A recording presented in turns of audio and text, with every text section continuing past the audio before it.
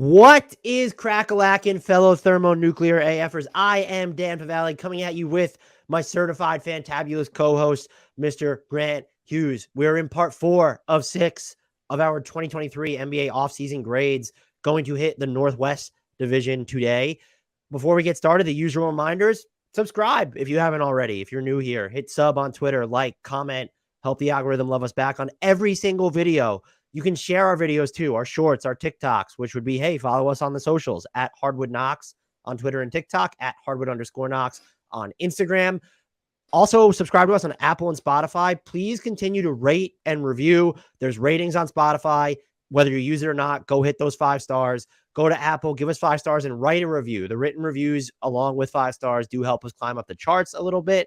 If you've done all of those things, word of mouth recommendations, like I said, share our videos, our podcasts, link someone to them. Retweet our promos on Twitter, since we refuse to pay for it out of principle. No one sees our tweets anymore. So help juice that algorithm insofar as you even can. I think that's, join our Discord. We had a guest on, I won't spoil it because that podcast is going up, thanked me for the Discord because they said they found it a refreshing sort of break from Twitter that they're not on as much anymore. So shout out to them. If they were just blowing smoke up my ass, shout out to them anyway. Join the Discord. The link's in the podcast and YouTube description. And if you want to support the show, buy our merch. The link to our TeePublic stores in the podcast and YouTube description. I promise at some point I'll actually promote it on, like, I've never tweeted out, Grant, like the link or anything. I don't know why. I like seeing the screenshots of you guys getting the merch. That's great. And that's it. So we get to the question everyone actually wants to know the answer to. Grant, how the heck are you doing? It's a real mixed bag for me. School started, so the kids are back in school as of we're recording this Thursday, as of Wednesday. So that's nice. We're back on a schedule around here. I value schedules. I like regimented days. It helps me stay sane. So that's good. Also, it's very hot where I live. So that's the 108. You said 108 yesterday. Supposed to be somewhere around that today. So we're all suffering. Feel bad for me, I guess, is the takeaway. That's too hot. It's too hot. It's too hot. We agree. But so the thing is, though, that I had snow a little bit this winter, so at least we know that global warming is not an actual thing. Like, right, because it can still be cold. Therefore, what's this warming stuff?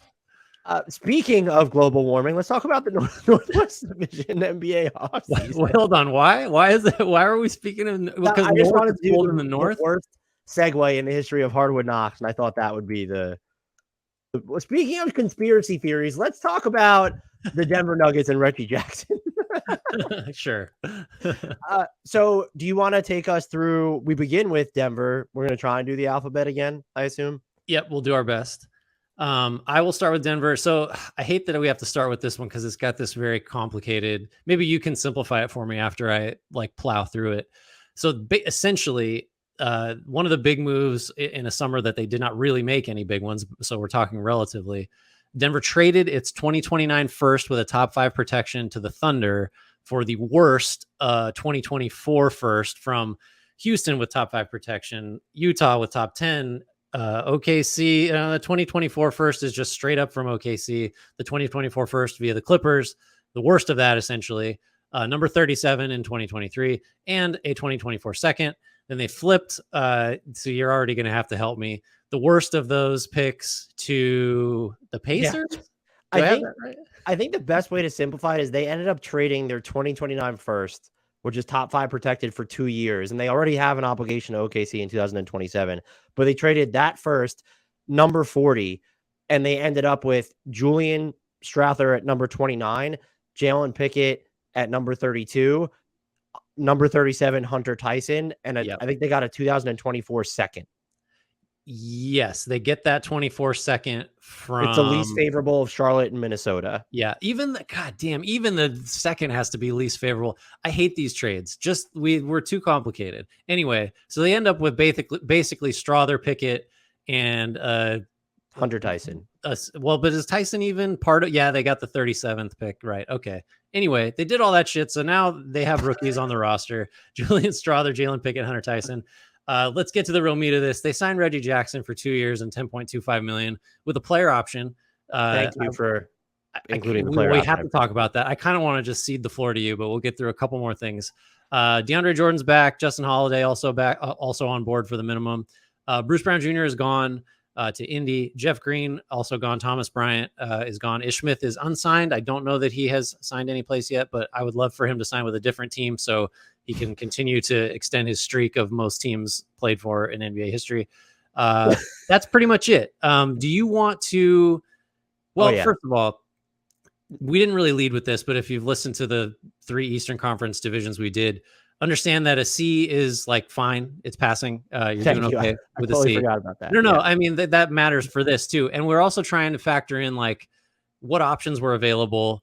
What were the opportunities not pursued that were realistic? So every team is a little bit different, right? It's kind of like, it's not a firm grading scale. We're trying to be fair to each team and their individual circumstances. So, the Nuggets didn't have a lot of options, essentially, right? So we have to think about that, but also Reggie Jackson. Dan, please go. So, and what did not factor? They could not pay Bruce Brown. It wasn't, they chose tax savings over. They couldn't keep Bruce Brown. They could have kept Jeff Green, but that's just like, he got a deal where it was okay. It's only the 1 year guarantee, but that was a salary that was just not commensurate with the value he was going to play. The other thing to note too is Vlatko Čančar tore an ACL. So that's like that doesn't impact their grade, but it's something to keep in mind here. And I don't know how you feel about, so they did sign all the players we were listing when you're looking at Pickett and Tyson specifically. They did give them 4-year deals with 3 fully guaranteed years on them, which I think is always interesting when there's second round picks involved there. Their resources available. It was just not, I'm probably going to pick this team to win the title again. This was just a really bad offseason. And I think what they did when you're looking at the trading the 2029 first is ultimately fine if you're really liking the players that you got back. Maybe I know Denver fans and myself, I'm high on Peyton Watson's supply, which doesn't factor in this offseason. A lot of them really like Hunter Tyson. I've seen a lot of them really like Jalen Pickett. And then there's already could Julian Strawther play sort of a role. We don't know enough about those guys, so I don't want to dig it too hard, but I'm just sort of like, this team isn't built to need a bigger move, but you've now just removed any possibility of that happening from the equation because you've traded these firsts that are so far out. You kind of need to let them build back up. And then if you're going to run into second apron concerns, you might even not have the most distant ones available to you moving forward. I don't, again, hate that part of their offseason. I'm not going to get over the Reggie Jackson 2 guaranteed years, like giving him the player option. And maybe it was a wink agreement when he came over in the buyout market, and you sort of look at it and say, well, look at what's happening with James Harden when you break wink agreements in Philly. It's Reggie Jackson. He wasn't part of your playoff rotation. I don't know what he has left. Maybe he shocks us and provides like a lot of good backup point guard minutes for them next season. And I don't know who else they could have gotten with their mini MLE, but that was your best spending tool, which was already hamstrung because of the new CBA. Like, it's just not worth as much in commensurate with how the cap is rising and like the actual other exceptions. But there would have been better options especially because teams just weren't really using their exceptions. Like, it was a lot of them lost them, like the more expensive teams. Teams were reticent to spend their entire full MLE. I do think what helps them, I guess, is, all right, well, who are they supposed to turn around and sign? I mean, and he's not a backup point guard if you wanted actual ball handling. Javon Carter got more than Reggie Jackson. And so it's just like, did you want Derrick Rose on this team who actually signed for cheaper? Probably not. And so that really warps my perception of this offseason because I'm not sure necessarily what else they were supposed to do, but kind of burning this best tool on Reggie Jackson is kind of like, well, would I have preferred from a basketball perspective to have thrown like rolled the dice on literally anyone, or would I rather have seen them use the trade exception that they think was the Monty Morris trade exception that expired? Like, could they have been more aggressive in trying to do something like that? And I ended up with a D+ for them because I am intrigued by Jalen Pickett specifically and Julian Strawther. And I think that this team they're still really good. And I don't know what else they were supposed to do. But when you take your best spending tool and you turn it into Reggie Jackson, well, giving him a player option, by the way, is just that doesn't seem like, yes, we want to give this team the benefit of the doubt, but that's not like the smartest use of like, I would have preferred them to have brought back Jeff Green than I would have what they did with Reggie Jackson. And the other thing here too is just like, you're kind of, maybe this proves that they're finally going to be married to the Zeke Naji experience next year. let's see. But like you kind of punted on backup center minutes again too by bringing like the DeAndre contract, whatever. And you have Jokic, but like there's still this like 10 to 12 minutes a game that you could stand to upgrade. They didn't even look at doing that. Yeah, I think the Jackson thing, it's a C- for me. So we're really kind of right in the same neighborhood. I think, well, let me ask you, what do you think about it seems like broadly, Denver is saying we got 4 expensive guys and 1 extremely expensive guy in Jokic. And we got to find a way to get some cost control going. And so if that means we trade a distant first to get 3 guys that we're going to sign in these rookies to longer deals than these guys would normally get, and just try to like lock in some lowish numbers on guys we hope in a year or two can be like at least end of rotation, like guys that actually play, because they're just sort of hamstrung financially with their 4 big contracts, talking about MPJ and Murray and Gordon in addition to Jokic. And if you're contending for a title, like now that 29 first like really doesn't matter. So I kind of like some of the thinking that went into that complicated trade that I could not get through. And so just that on its own is, yeah, okay, that makes some sense to me. You're trying to find ways to avoid just rocketing into like ultra tax, eventually. Whether that works out or not depends almost entirely on just like, are these guys any good? Like, will one of them pop or maybe 2 of them project as guys that you can actually count on in 2025 or something like that. The Jackson thing is what just knocks it down below average to me, just because like how the player, okay, maybe to be more specific, just the player option. What are we doing? Why does Reggie Jackson get a player option? Like who was offering, 2 years at 10.25 straight? Like nobody. There's nobody. So that whenever that's the case, I think you said it. It's kind of feels a little winky. And speaking of, I don't really ding them at all for losing Bruce Brown, because what could they have paid him? They had early bird, so it was like $7 a year, and then you were going to have to hope that you do the Nick Batum thing where, come back for 1, opt out, and then we can really pay you. And they couldn't have even have paid him with early bird rights what he got in Indy for the 1 year. No, not even close. So like it never, again, I think I said this when it happened, never listen to players and coaches at the post-championship parade when everybody's like, Bruce is coming back. No, he's not. He was never coming back. It was an insane decision for him to come back. I mean, just the money he's getting from Indy is like, if you're Bruce Brown, you're not turning that contract down for anything in Indy. Come back to Denver in a couple years if you want to. So it's just, I can't fault them for losing him. That was just fate accomplished. That was not part of my grade at all, but it sort of comes down to when you mentioned Reggie Jackson, because I saw some people like, well, you just said you don't know what they were supposed to do. So would you have rather Frank Ntilikina here? Obviously. I think we know the answer to that. But look, like Dennis Smith Jr. got the minimum. Yeah. Corey Joseph got the minimum. Would you have preferred those guys and like they didn't even wait? Reggie Jackson was just signed like almost right away. Would you have preferred, rather than have him on the 2-way, just like, hey, let's see what Colin Gillespie can give us to what this Reggie, and so like that's what I'm saying, and that's why it was the Reggie Jackson thing that did it. And I just don't.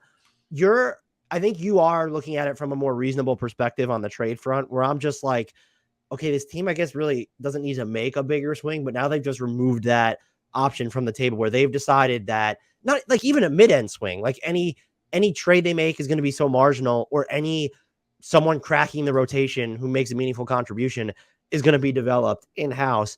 And I'm just uncomfortable. You've done it a couple times. It has worked out, but it's just, it makes me uncomfortable. And so again, it's really the Reggie Jackson stuff for me, because I think you could have went on them. Even just like, he's not a point guard. Eric Gordon at the minimum, I would have given him this money and said, hell yeah. Yeah, for sure. That's where I land with Denver. Our next team, unless you have anything else on the Nuggets. Nope. The Minnesota Timberwolves did a bunch of stuff relative to not really having a lot of stuff to do. They signed Anthony Edwards to a 5-year, $205 million max contract with no player options.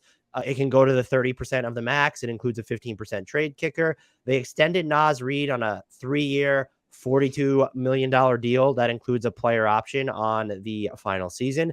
They traded Utah's 2026 second and their own 2028 second for number 33 Leonard Miller, because they don't have enough bigs. They signed Nickeil Alexander-Walker to a 2-year, $9 million contract. They signed Shake Milton to a 2-year, $10 million contract with a non-guarantee on year 2. They signed Troy Brown Jr. to a 2-year, $8 million contract. That is non-guaranteed in year 2. And they also, if you care about this, signed Luka Garza and number 57, Jalen Clark, to 2-way deals. Some just other notable stuff. Jalen Noel still remains unsigned. They did waive Taurean Prince, now on the Lakers. And we have not heard anything on you can't factor this into their grade at all. No Jaden McDaniels extension talk just now, which leads me to believe that Jaden McDaniels is going to get caps lock paid, as he should. What did you think about what stands out to you as this offseason for Minnesota? I liked it a lot. I gave him a B+ for this. If I have first of all, the good, I think I've several times have said I think Nickeil Alexander-Walker, it's still not too late for him to be something. Is he becoming your Frankie Lakina a little bit? He kind of might be. And Shake Milton, 2 years, $10 million with a non-guarantee. I'm really surprised that's all it took for him. Troy, I know you like Troy Brown Jr. I think again, these mid-tier, these aren't even mid-tier deals anymore in the modern pay scale of the NBA. So getting those 3 guys on board with significant flexibility in the out years, that's great. I think let's talk about Naz Reid, because obviously Anthony Edwards deserved to get maxed. No question. No player option to win unless I have that. I should look again, but no player option on that isn't that's a big time. Anthony Edwards is so good. I'm really surprised he didn't get a player option, because you would think if anybody signing a rookie scale deal had the clout to get one, it would be him. Had he come back and said, I need it, I don't know how you say you can't say no. So good on them. The Naz Reid deal, 3 years, $42 million with a player option in the third. Obviously the positional glut makes this kind of, I don't know, it doesn't quite rise to the level of head scratching, but the way I would defend it is to say it's just asset preservation. I think that he's properly paid at that number, and you can envision a team, if this is how it goes eventually, surrendering value to get him on that contract. I think that's totally fine. It just doesn't make sense to me, from what's the team on the floor going to look like, unless and I don't think this is the case, but one way you could explain it is, well, if and when the Karl Anthony Towns trade happens, now you've got, he's not your third center, he's your backup center. I don't always love him with Naz Reid with Gobert or with Towns. And the numbers are not good on those lineups. I like him more as a 5, which is just generally the case with a guy that is center sized. It's just, you don't play those guys at the 4 anymore, really. So that one, I don't know that I could have gotten to an A- necessarily. And again, I don't hate the deal, just years and dollars, but that one felt weird to me. Do you have any, I think you liked the Naz Reid deal more than I did, if I recall, but what, if anything, about that? What are your thoughts on that one? I love it. I'd to get him at basically mid-level money. And he does so much on offense that I think people don't realize. He was viewed mostly as a floor spacer, and his shooting, I think, did get better as the season went on. There's a real floor game and craft to putting the ball in his hands. That's huge. Just because when you're kind of looking at this team, I think they have Kyle Anderson, they have Anthony Edwards, they have Karl Anthony Towns even, and you pick up Shake Milton, but there's someone who might, he might be an every level scorer. And who are the every level scorers on this team? Anthony Edwards, and I guess you can consider Towns an every level scorer. So to have another one of those guys, and I think we have not seen enough data on the Naz Reid plus another big lineups to say by far and away that they can't work. And I would actually be more hopeful, I think, for Towns Reid than maybe Reid Gobert. Oh yeah.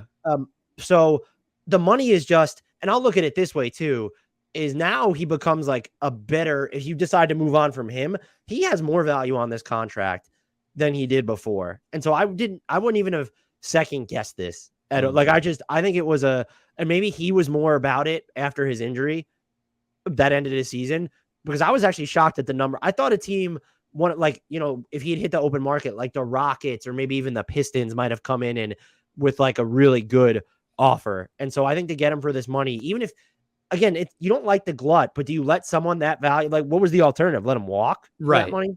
Right. No, that I think that's right. Let me ask you this before we get off the Wolves here. Is there a number that Jaden McDaniels could sign for that would significantly swing your grade up or down?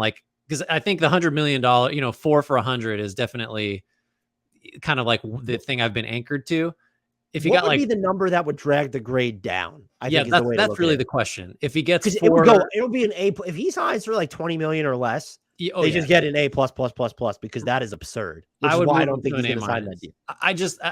I don't have an answer. I was just curious, like, as a thought exercise, like, how do you overpay Jaden McDaniels? Is it 30 a year? And that's another player, doesn't have like the every levelness to his game, but that's another player who I don't know if he'll ever see it on this team, can do stuff with the ball in his hands now. It's very much projection based for him, I think. Like the defense, I think, is that we don't have any more questions about the defense. And if he's going to make threes at all, I think suddenly you're just, well, now this is your 3 and the volume picked up this year and the percentages held. So if it was 4 for 120, I think I still might be okay with that. I would be crazy too. Yeah. And I just think I feel like his extension, if he signs one, will end up not impacted. If they max him, if they just decide, like, I'm trying to think of the number where it's just like, and I just don't know what, like, even if they went 4 for 140, would you be like, oh, well, like, whatever, like, that's fine? Like, I might have some reservations about that one. But yeah, no, I guess that the point here is that I think now if they don't get something done at all, maybe that's a problem. I mean, they don't have to, because they could do it next summer, but I think his 4-year max, by the way, I think as of now would be like 4 years, 152 something. I don't think he gets it. I don't think so either. Although the fact that it's taking this long, although like I just although myself, I just pivoted really hard. The Wolves do have like a significant number of really big contracts on the books, so I can understand some hesitation or trying to like squeeze a few pennies out if we're going to do another one. So Jaden McDaniels and Anthony Edwards' new deals will kick in next year. So let me give you my grade for the Timberwolves, which I gave him an A minus. Okay. The only thing I didn't like, and I've seen and heard some people think that Troy Brown Jr. is going to be an upgrade over Taurean Prince. I don't see it. I think Taurean Prince could have been really important for the way this team is built right now. And I understand the finances of it all, but like what you ended up getting Nickeil Alexander-Walker and Shake Milton for anyway, and even what you gave Troy Brown Jr. above the minimum, there were like other steps that you could have taken. I would have wanted to have kept him if I were them. So that's really the only thing I dinged them for. I think and the Leonard Miller acquisitions is a little bit curious, but I also respect, like, hey, we identified, we didn't have a pick, someone we liked, we're just going to go get him. Like, we didn't have a pick in the top 33, so we're going to go get him. So I do respect that. But yeah, I think the question I was going to throw to you, Jaden McDaniels, Anthony Edwards are on their new deals next year. Karl-Anthony Towns and Rudy Gobert are there. What are the chances? I'm going to set the over-under at 0.5. One of those 4 players isn't there. Are you more inclined to go with the under because it's like, oh, well, Mike Conley comes off the books. And so like it really isn't, there's like the ready-made replacement. Oh man, that's tough. So really it's is Gobert or Towns gone is the question, right? Like that's what we're getting to. I wish I could answer this in like January as opposed to right now, because I think this very much the Wolves play 25 games and there are trade rumors. I'd like to see this team for a little while, frankly. I would say they'll both be there, but I do think that Gobert is getting closer to not being such an albatross as the years come off. Although Towns is in the trade rumors all the time. I guess if the over under is 0.5, so is somebody gone, I would take the over. Someone will be gone. And it'll be one of the 2 bigs, but I actually am having a harder time deciding which of the 2 it'll be. I'm going to go under because I just think they're going to be a lot better this year. But I think they're going to be really good too. Do you remember when we do the regrades, when I get back from traveling, I think we both might have given, I don't remember, we might have given them like A pluses across the board or something. I'm sure I thought that the Gobert trade was like, I defended it. I'm sure I defended it. I can't remember. I would love to hear all my logic on that again. But would you? Well, would you? Although I would not. Let's do the Thunder. Are you ready to move on? Yeah. Okay. Let's see. I've been practicing this one, and it's the first bullet point on my summary. They signed Vasilije Micic, and that is the correct pronunciation because I YouTubed it and I listened to the person correctly pronounce it several times. For 3 years, 23.6. I've heard like Micic a lot, so it's Micic. It's like Mitsic is the way it was phonetically pronounced, but I'm not. I'm gonna say Micic, like Micic. Yeah, right. Mitsich. Team option on that 3-year deal for $23.6 million.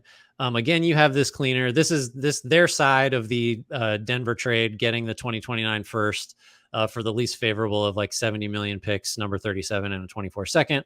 The trade that's easier to understand is they took on Davis Bertans money from Dallas and the number 10 pick to take Cason Wallace, and sent the number 12 back to the Mavs. Then we also have some Patty Mills shenanigans that he gets routed there for like 5 seconds in a multi-team trade that also involves the Rockets and the Grizzlies. Patty Mills is not on the Thunder. He's on the Hawks now, and Rudy Gay has been waived. There's a future second that ended up with the Thunder, and tell me if this is wrong. Ty Washington and Usman Garuba are still technically on the Thunder's roster, but they're like players 19 and 20 on their current roster right now, basically. It might be, yeah, because you said they waived Rudy Gay. That trade was, they basically traded cash for Usman Garuba, Ty Washington, Rudy Gay, and I think they got a second rounder, Memphis' second rounder. You said, they did. But they did all that to just add to a roster. Like, they're going to just have to cut loose several guys, right? Like, that's, you can't have 20 guys. So that's not allowed. Speaking of Victor Oladipo for 2 seconds and 2 seconds for cash. They also signed Jack White. They lost Dario Saric and they drafted another Keontae Johnson at number 50. So that was their other pick. A lot of like convoluted stuff, a lot of taking on money, a lot of moving picks around. I did not like this offseason for the Thunder, and that's the first time I've said that about them in a really long time. I am open to the counter argument of what would you have preferred they do, because they just already have a million young players, and unless you're going time for consolidation trade, I don't know what to do. So it's a D+ for me, and I'll throw it to you with that hanging in the air. This is what's tough, because we get into the criteria of what would we have done, and then grading it, knowing the constraints that they've decided to work within. And so I would have been more aggressive with my cap space. Now, I also read, look, PJ Washington's still floating around out there. That was a name I had proposed for them. Missing out on PJ Washington is not my grade that I will reveal shortly, is not necessarily criticizing them for the players they didn't go after just because I would have. I didn't even have higher hopes. I just would have went more aggressively because, and this is a compliment, we're going to get killed. I won't cut this up. I'm done. I won't post anything when we do I used to post it for every team, but we have negative stuff to say. It's just not worth listen to the whole podcast. It's not worth my mental psyche of these YouTube comments coming up and people getting mad. Can I cut in before you say a negative thing? And I just gave a D+. I fucking love the Thunder. I think this team is great. Well, I love all their core players. Jalen Williams is better than prime Michael Jordan. So, right. Of course you. So, I mean, that's where we're starting at. They have 3 or 4 guys that are better than prime Michael Jordan. So, and this is just the offseason. When we get into over-unders, we're going to be so hot. And when we hope maybe we'll do it together, the look ahead, we're going to love the Thunder. I still love the Thunder. Same. So, let's just throw away the side they were never going to go after someone in free agency. I still think teams should do that more. You fucking make the Lakers pay more for Austin Reeves. This isn't Thunder specific. Again, does not factor into their grade. I need to know how they feel about Cason Wallace in a guard rotation that includes SGA, now Vasilier. Is he even going to play? Josh Giddey, Lou Dort is there. Yes, you can move some of these guys positionally, and I think we're going to see there's going to be collateral damage here where it better not be Isaiah Joe. He should factor in the guard rotation. Is it going to be Ty Washington? Trey Mann feels like someone who could get bounced here. So he's still on the roster, right? They didn't bounce him, right? He's still there. Yeah. So that's how crowded their roster is right now. But I was this is Trey Mann still on this team to take on $22.5 million guaranteed of Bertans to move up 2 spots. That's not good asset management, especially when you saw what less cap space could get. They got 2 pretty good seconds just to take on the expiring deal of Victor Oladipo. I would have preferred, you could say this, well, they already have too many players. The Spurs got something to take on Reggie Bullock. That's someone who could have helped them, or even if he was breaking case of emergency. And I know Thunder fans' response has been, and I think even someone, I can't remember who covers them for The Athletic, went on the low post and said, well, now they have a human trade exception in Davis Bertans. And I get it, but that runs counter to, if you're not going to let me criticize the Thunder for not being aggressive enough on the free agent market, I'm supposed to believe that, this is the year they're going to be aggressive and consolidate. on the trade market. So that was just, I don't understand it. I like Cason Wallace as a prospect. I don't see his future on this team outside of being like the fourth guard, or maybe it's the third guard because you consider Shea or Giddey or Lou Dort a wing just because they play so much together. Okay, fine. I did not love that. I think the trade with Denver was a home run because now you control their firsts basically from 2029 through 2030. And the fact that you can't, we're talking about their roster crunch to kind of move some of these pick commitments back since they traded. It was like a least favorable 2024 first. That's good business by them. I don't have a problem with the Victor Oladipo deal. From a pure value perspective, I still like Usman Garuba, but he's probably just going to get cut, right? So what were they doing there? I just went with a flat C- for them because I think it was below average. I don't, and it's not even I don't understand it. They added to some gluts, and I think the biggest thing is they did not get good value for their cap space this summer, regardless of what you expected them to do. All right. As you've been talking, I've been thinking about a couple things. I think I'm going to move up from a D+. I'm going to join you in the C- territory, and it's going to be based on a totally speculative belief that maybe Cason Wallace is a guy, and that's the reason they did this. More, the Bertans dead money, or I don't know how dead that money is, by the way. Like, maybe this is a team that does need shooting, and maybe they can rehab his value and trade him for more than they got.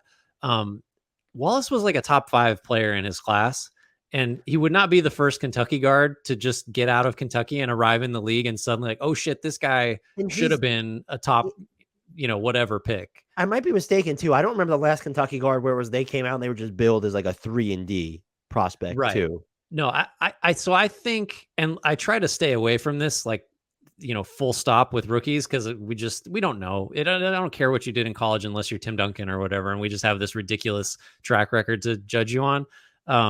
He might.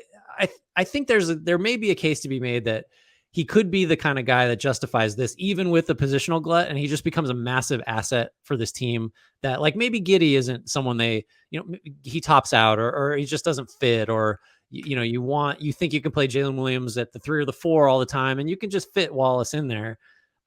I could see that being worth it. And so, that's not the boldest play, but maybe this is just the guy that they knew they had to get, and they did it. So I'm going to go C- because D+ feels a little low. So I'll join you there. I etched it in stone. I'm sorry. You're sticking with the D+.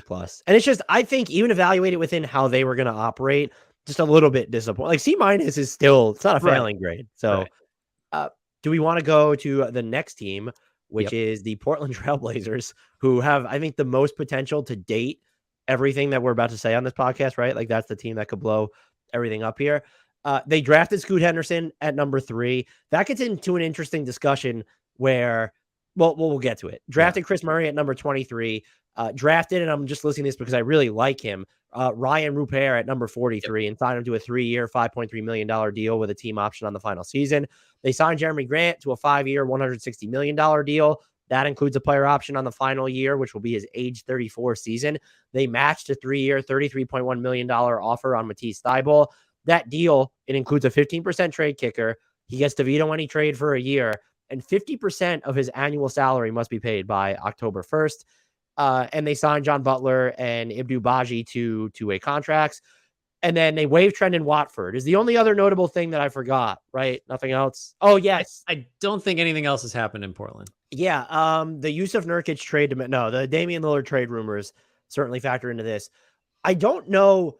This is more of a conversation for, I guess, the Spurs. But I think what's interesting here is how do you evaluate their decision to take Scoot Henderson when he's such the obvious pick at number 3? You can't credit them too much when it's Victor Wembanyama. Like the Spurs, you tanked. That shouldn't be part of your grade. In Portland's case, the obvious player, but also given the fact that they had Damian Lillard on the roster, there is some like chutzpah here where it's, you had the gall to take Scoot Henderson. And so I did factor that into my grade. I did too. And this is a B/incomplete for me because the Dame stuff just looms, and, depending on what they get for him, could move the grade one way or the other. So I don't think you credit them necessarily with, this in their infinite wisdom, they plucked Scoot Henderson out of a draft class where nobody believed he would go. This was the pick, right? Obviously you take Scoot there.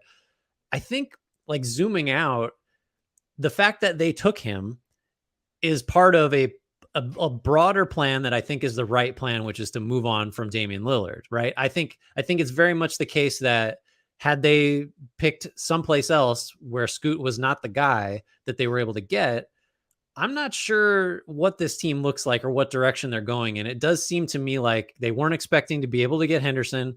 They got him, and that really changed the dynamic between them and Lillard and their willingness to, not tank hard, but, essentially start the rebuild. Because now we've got our point guard for the next 10 or 12 years, and we can move on from the one that we had for the past decade. So that's a hard move to make. I think they deserve a little bit of credit for making the tough decision to say we're basically pivoting now. The problem with that, and the reason this grade isn't higher, is I hate the Jeremy Grant deal. I just don't understand how he was able to get, like, where was the bigger offer coming from? I'm going to say that a lot with deals like this. I don't know that he's a positive value asset at that number. I don't know that he is someone that, like, necessarily, like, if you're bringing on Jeremy Grant's a good player. I think the best version of Jeremy Grant is like a fourth or fifth option that's mostly there to defend, and he can create shots if you need him to. He's not the Pistons Grant or even last year's Portland Grant, where he's got a pretty significant offensive responsibility. That is not my favorite version of him. And he's now being paid like that's the floor version. Like, this guy is your first or second option, essentially, if you're acquiring him as another team.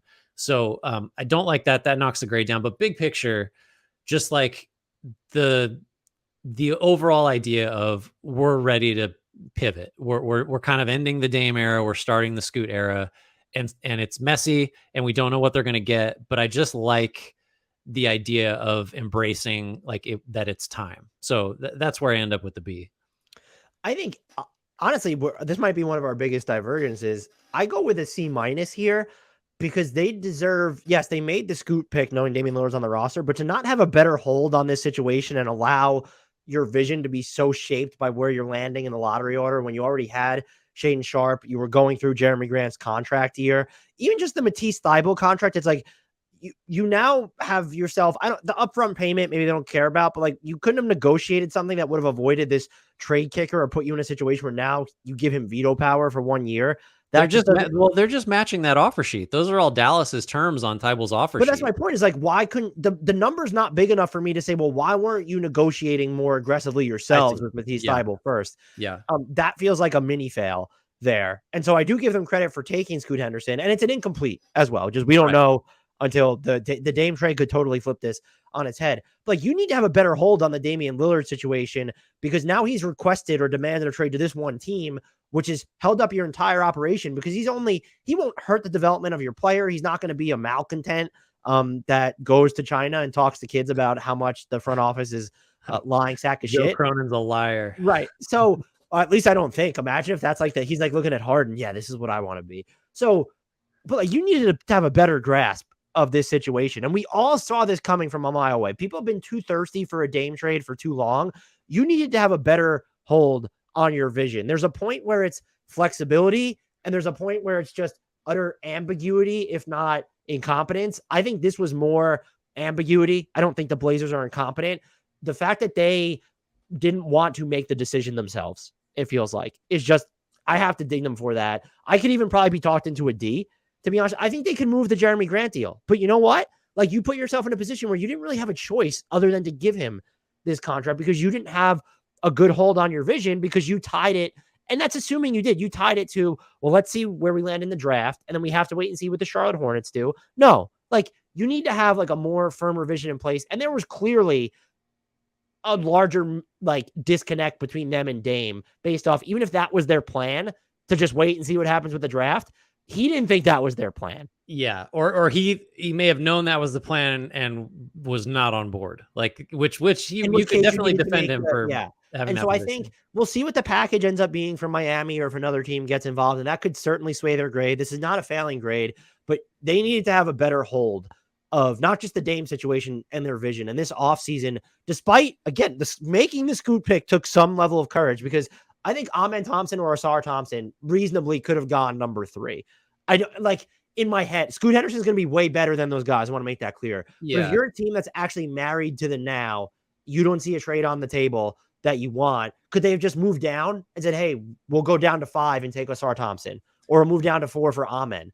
Because the Rockets, I think, would have wanted Scoot, or done a trade with the Pelicans. Like, could we have gotten Zion? Could we have gotten Ingram? Who knows?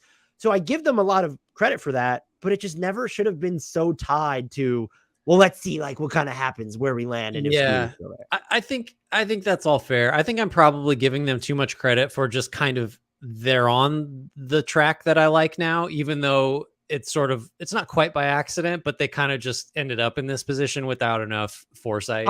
And I'm also I'm definitely dinging them harder because I don't think you did them, just like for the Matisse Thybulle stuff where you match that deal. I want to make that clear. Like this is also a deal that you could have negotiated with more favorable terms. I fully believe before he went out and got an offer that now limited you.